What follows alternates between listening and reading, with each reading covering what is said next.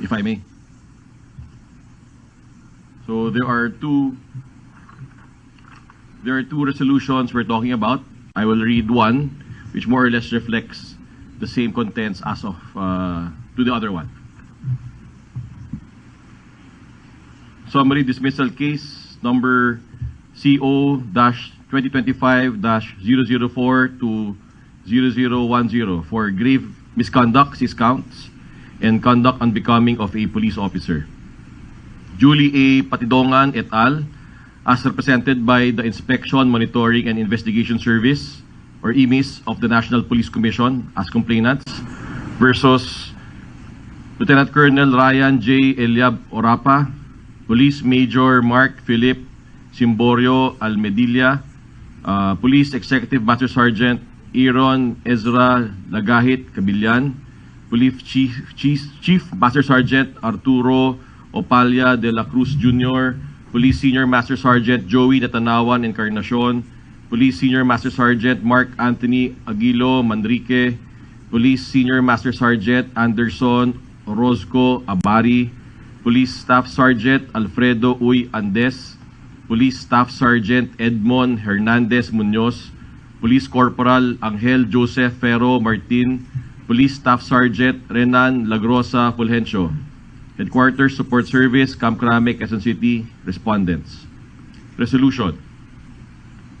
This resolves the motion for preventive suspension filed by complainant Julie A. Patidongan, complainant for brevity, through his counsel, Attorney Joseph Bisia, which was included in the case records received by the Commission on July 29, 2025, against Colonel Orapa, Major Simborio Almedilla, PEMS Cabillan, Police Chief Master Sergeant De La Cruz Jr., Police Senior Master Sergeant Encarnacion, Police Senior Master Sergeant Manrique, Police Senior Master Sergeant Abari, Police Staff Sergeant Andes, Police Staff Sergeant Munoz, Police Corporal Martin, and Police Staff Sergeant Fulgencio, respondents for brevity, who are all assigned at the Headquarters Support Service, Camp Crame, Quezon City.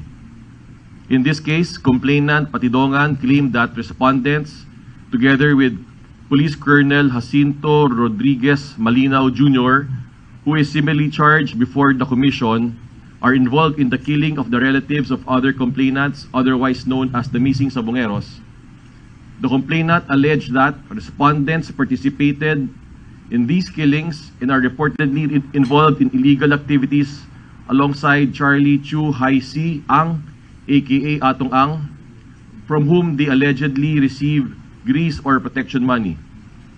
Moreover, complainant alleged that, considering the gravity and seriousness of the offense committed by the quote-unquote rogue cops, and to avoid possible miscarriage of justice, a preventive suspension order against all police officers involved in the missing Sabongero case is warranted. The Commission finds the motion meritorious. Section 1, Rule 16 of the NAPOLCO Memorandum Circular Number 2016-002 provides thus: preventive suspension of the respondent by the disciplinary authority or IAS. The concerned disciplinary authority or IAS, upon motion of the complainant, may, at any time after a case is formally filed but before the submission of the complainant's position paper or conduct of clarificatory hearing, place the respondents on preventive suspension for a period not exceeding 90 days under the following circumstances. A, that the charge is serious or grave and the evidence of guilt is strong. Or B, there is evidence to show that the respondent is exerting efforts to harass, intimidate, coerce, or unduly influence the complainant or his/her witnesses into withdrawing the complaint or retracting the sworn statement against the respondent or to tamper with the evidence. The allegations against respondents concern 6 grounds of grave misconduct and conduct unbecoming of a police officer, including alleged participation in killings and collusion with criminal elements. The gravity of these accusations, if substantiated, would constitute severe violations of the norms expected of members of the Philippine National Police, Additionally, the preliminary evidence and factual allegations supporting the motion point to a level of involvement that satisfies the threshold of serious or grave charges and strong evidence of guilt as contemplated in the above rule. However, the Commission emphasizes that the grant of preventive suspension is not tantamount to a finding of culpability on the part of the respondents. The imposition of preventive suspension is not a penalty, but a protective and procedural measure intended to preserve the integrity of the investigation, prevent any undue influence or interference in the proceedings, and assure the availability of evidence and witnesses. It serves to protect both public interest and the administrative process while allowing the case to be resolved on its merits in a fair, impartial, and expeditious manner. Accordingly, the Commission, after a careful and judicious evaluation of the records and the motion, finds that there exists substantial legal and factual basis to warrant the grant of the motion for preventive suspension. The gravity of the charges, the preliminary showing of strong evidence of guilt, and the necessity to safeguard the integrity and impartiality of the proceedings collectively justify the imposition of preventive suspension against the respondents. Wherefore, premises considered, the motion for preventive suspension filed by complainant Julie A. Patidongan is hereby granted, and thus, Police Lieutenant Colonel Ryan J. Eliab Orapa, Police Major Mark Philip Simborio Almedilla, PEMS Aaron Ezra Lagahit Cabillan, Police Chief Master Sergeant Arturo de la Cruz, Police Senior Master Sergeant Joey Natanawan Encarnacion, Police Master Sergeant, Senior Master Sergeant Mark Anthony Aguilo Manrique, Police Senior Master Sergeant Anderson Ozorco Abari, Police Staff Sergeant Alfredo Uy Andes, Police Staff Sergeant Edmond Hernandez Munoz, Police Corporal Angel Joseph Ferro Martin, and Police Staff Sergeant Renan Lagrosa Fulgencio are hereby placed under preventive suspension for a period not exceeding 90 days, effective immediately upon receipt of this resolution. The Chief PNP or his duly authorized representative is hereby directed to implement this order immediately and to submit proof of compliance to the Commission within 5 days upon receipt hereof. So ordered. Quezon City, Philippines. Signed, the National Police Commission. Bonito Victor C. Remulla, Secretary DILG, ex officio, Chairperson, NAPOLCOM. Attorney Rafael Vicente R. Calinisan, Commissioner, Vice Chairperson and Executive Officer. Attorney Ricardo P. Bernabe III, Commissioner. Attorney Beatriz Aurora A. Vega Cancio, Commissioner.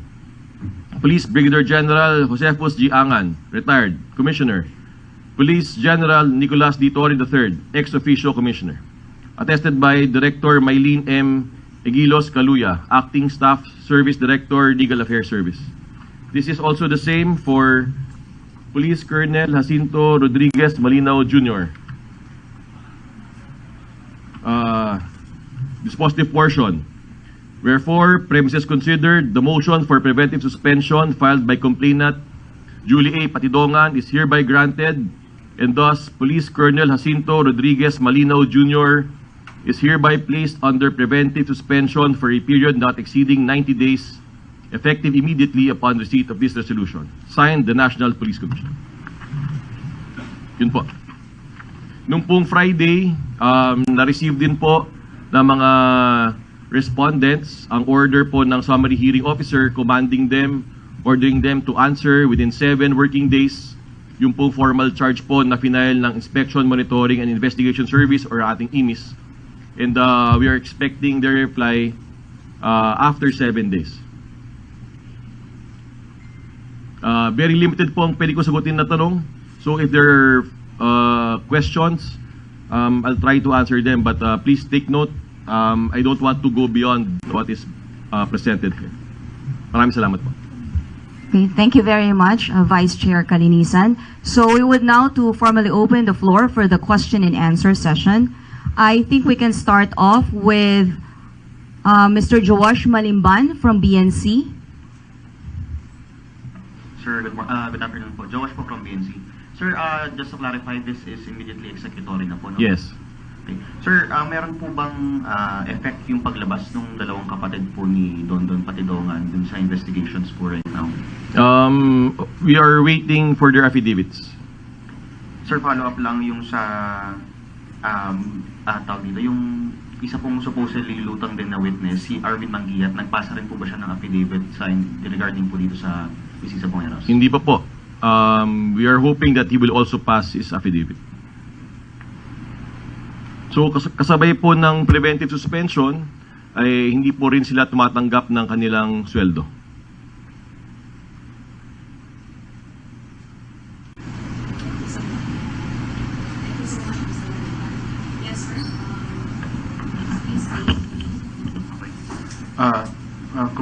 Bisayo, sir. Alan Gatos from GMA DCWP. Na-receive na po ba yan ni GPNP yung kopya ng unbank resolution ng Applecom regarding sa preventive suspension sa 12 opisyal? I was informed that this was served this morning. So, na-serve na? Yes.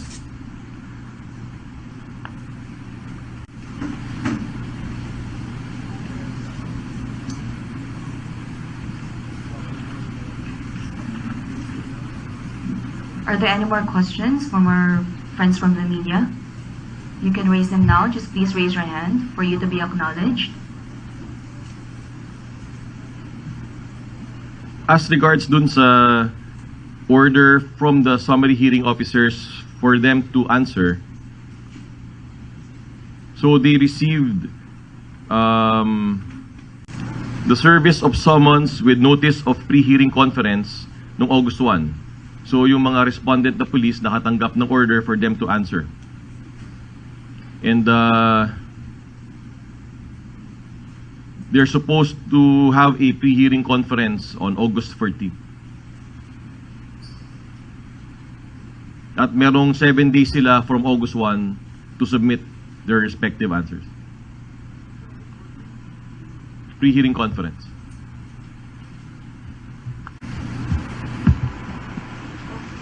Yes.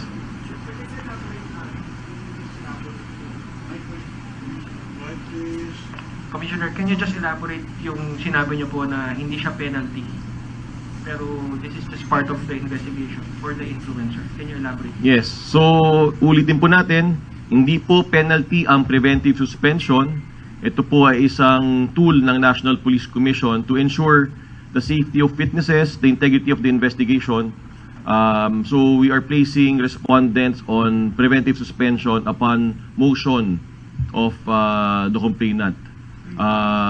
Sabi nga po sa rules, if I may, ang basihan po ng preventive suspension, maaari pong magbataw ng preventive suspension ng NAPOLCOM sa dalawang pagkakataon. Ang unang pagkakataon ay that the charge is serious or grave and the evidence of guilt is strong. O di kaya, sa pangalawang pagkakataon ay there is evidence to show that the respondent is exerting efforts to harass, intimidate, coerce, or unduly influence the complainant or his or her witnesses into withdrawing the complaint or extracting the sworn statement against the respondent or to tamper with the evidence. Yun po ang kadahilanan. Kaya po, ito po ay remedy under the rules para magkaroon po ng integridad ang investigasyon ng disciplinary authority, in this case, the National Police Commission. So yung pong desisyon, kung sila man ay aabsueltuhin, kung sila man ay isususpend, i-demote o i-dismiss, that will follow. After po nating makita po at i-deliberate dito sa kwartong ito, kung ano po maging hatol laban po doon sa ating mga respondent na police. Yes, any more questions? Mr. Malimban again from BNC. Sir, when it comes to pag sinabi nating strong level of guilt, pwede bang pa-expound, sir? Ano yung merits natin para masabing may strong level of guilt itong mga policemen po na ito? Doon nyo na humingi ako ng tawad ninyo because I will not expound on that. Sir Mike from DZXL. Sir, ano po yung mismong mga dahilan ni Patidongan to really request for dito sa preventive suspension? Siguro siya po ang dapat niyong tanungin dyan. Kung ano po naranasan po niya sa kanyang sariling pagkatao, kaya po siya nag-request ng preventive suspension po ng mga pulis na involved.